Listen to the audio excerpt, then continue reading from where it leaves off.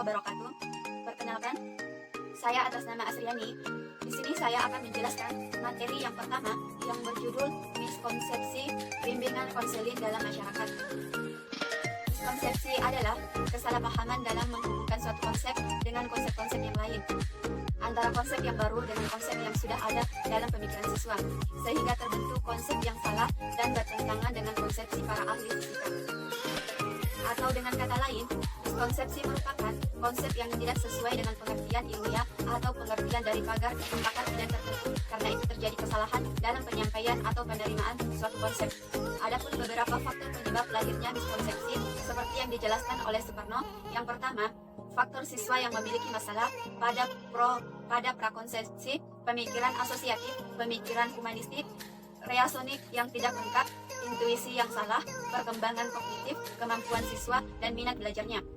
Yang kedua, faktor pengajar yang tidak menguasai bahan, bukan lulusan dari bidang ilmiah tertentu. Yang ketiga, faktor buku teks. Terdapat banyak buku yang menjelaskan salah tulisan, terutama dalam perumusan tingkat penulisan buku yang terlalu tinggi untuk siswa. Yang keempat, faktor konteks. Konteks di sini hidup yang menjadi penyebab antara lain pengalaman siswa. Yang kelima, faktor cara pengajar yang kadangkala hanya berisi ceramah atau menulis langsung ke dalam bentuk tematiknya, tidak mengungkapkan miskonsepsi, tidak mengoreksi PR, model analogi yang dipakai kurang tepat. Konsepsi bimbingan dan konseling di sekolah diselenggarakan dengan pola yang tidak jelas. Ketidakjelasan pola yang harus diterapkan berdampak pada buruknya citra dan konseling, sehingga melahirkan miskonsepsi terhadap pelaksanaan bimbingan dan konseling. Muncullah persepsi negatif terhadap pelaksanaan dan bimbingan konseling. Berbagai kritikan muncul sebagai wujud kekecewaan atas kinerja bimbingan yang terjadi, sehingga terjadi kesalahpahaman. Adapun beberapa miskonsepsi bimbingan konseling menurut Suryano tahun 2016.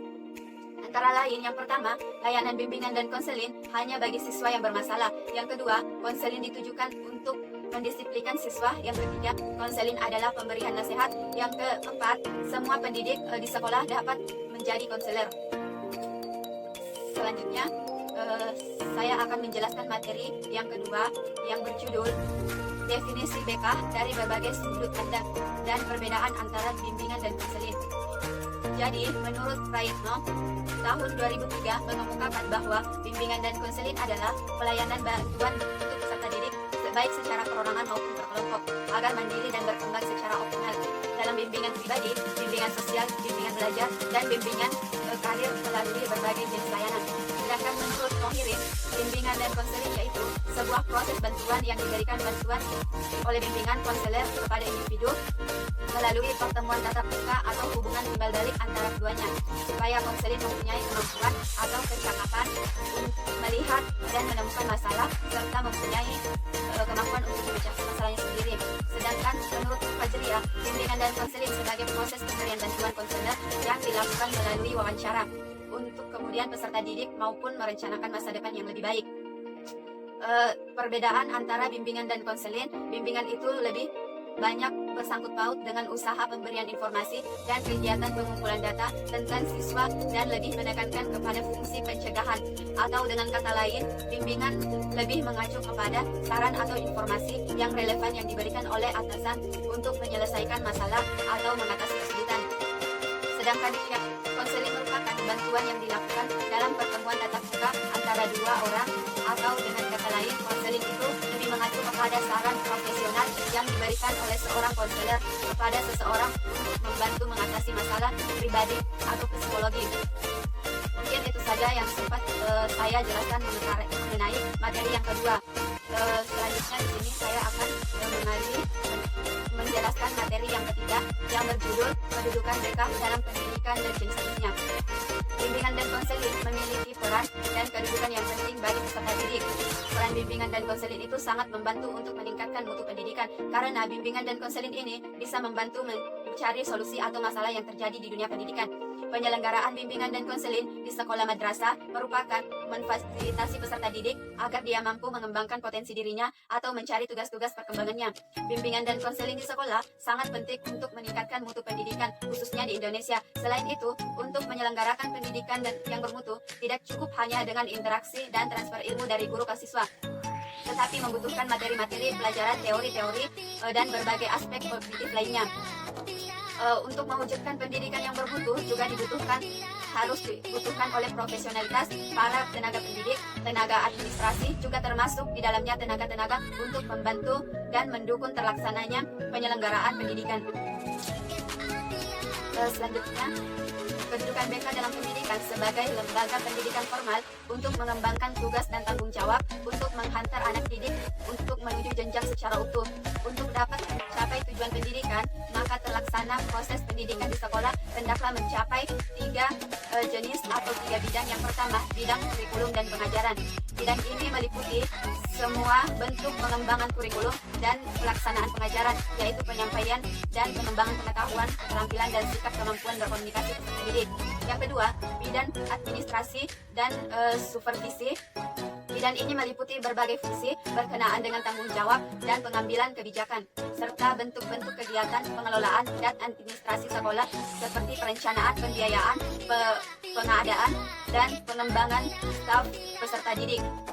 Yang ketiga, bidang bimbingan dan konseling. Bidang ini meliputi berbagai fungsi dari kegiatan yang mengacu kepada pelayanan dengan bakat, minat, potensi, dan tahap-tahap perkembangannya. Pelayanan bimbingan dan konseling dapat memberikan sumbangan yang berarti terhadap pengajaran. Misalnya, proses belajar mengajar akan berjalan dengan lancar dan efektif apabila siswa terbebas dari masalah-masalah yang mengganggu proses belajarnya. Mungkin itu saja yang sempat saya jelaskan mengenai materi yang ketiga. Selanjutnya kita akan beralih ke materi yang keempat. Materi yang keempat yang berjudul tujuan dan fungsi bimbingan konseling. Tujuan dan bimbingan konseling untuk membantu individu memperkembangkan diri secara optimal siswa sesuai dengan tahap perkembangan dan predisposisi yang dimilikinya, seperti kemampuan dasar, bakat-bakatnya. Berbagai latar belakang yang ada, seperti latar belakang keluarga, pendidikan, status sosial, ekonomi, serta sesuai dengan tuntutan lingkungannya.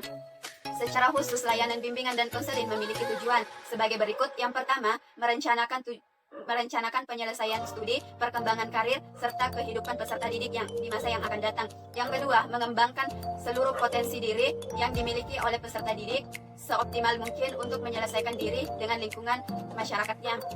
Yang ketiga, mengetahui hambatan dan kesulitan yang dihadapi oleh peserta didik dengan studi, penyelesaian, dan lingkungan yang dimiliki dalam masyarakat. Yang keempat, bimbingan dan konseling berfungsi sebagai pemberi layanan kepada peserta didik agar masing-masing peserta didik dapat berkembang secara optimal sehingga menjadi pribadi yang utuh dan mandiri.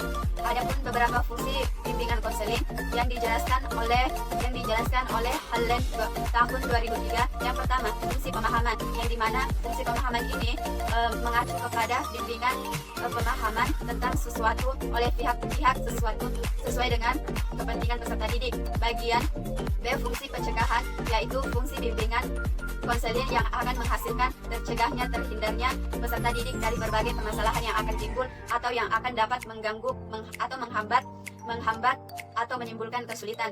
Bagian C, fungsi pengentasan, yang dimana pengentasan ini pelayanan bimbingan dan konseling yang akan menghasilkan teretas atau teratasinya berbagai permasalahan yang dialami oleh peserta didik. Pelayanan bimbingan dan konseling merupakan berusaha untuk membantu mencegah masalah-masalah yang dihadapi oleh peserta didik, baik dalam sifatnya, jenisnya maupun bentuknya.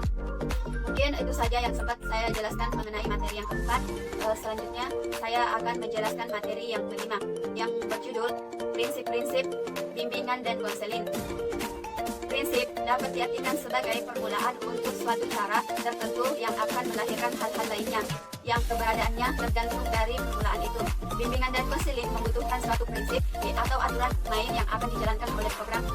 Sedangkan menurut Prayanto dan Antim tahun 1994 sampai tahun prinsip bimbingan dan konseling itu merupakan rumusan bimbingan yang berkenaan dengan sasaran-sasaran pelayanan, masalah klien, tujuan, dan proses penanganan masalah. Proses pelayanan adapun beberapa poin bimbingan dan konseling. Yang pertama, bimbingan adalah suatu proses yang membantu individu agar mereka dapat menyelesaikan masalah yang dihadapi. Yang kedua, bimbingan hendaknya berfokus pada yang dibimbing. Yang ketiga, bimbingan harus diidentifikasi dengan kebutuhan yang dirasakan oleh individu.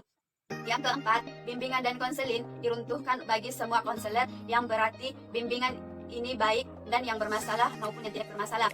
Nah, dalam hal ini menggunakan pendekatan yang di dalam bimbingan lebih bersifat preventif dalam pengembangan dan penyembuhan.